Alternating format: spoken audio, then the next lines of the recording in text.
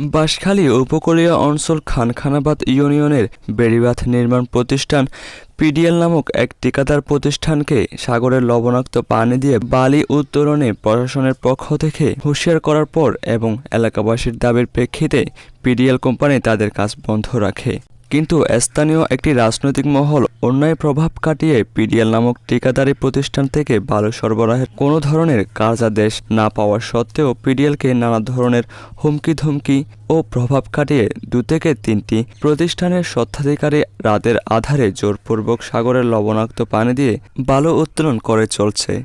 এতে এলাকায় চরম উত্তেজনা বিরাজ করছে। আজ 27শে অক্টোবর সকালে সহকারী কমিশনার ভূমি ঘটনাস্থল পরিদর্শন করেন। বাঁশখালী উপজেলা সরকারি কমিশনার ভূমি ওমর সানী আকন বলেন, অবৈধ বালি উত্তোলনের দায়ে ঠিকাদারি প্রতিষ্ঠান পিডিএলের ম্যানেজারকে জিজ্ঞাসাবাদের জন্য ডাকা হয়েছে ও সকল কার্যক্রম স্থগিত করা হয়েছে।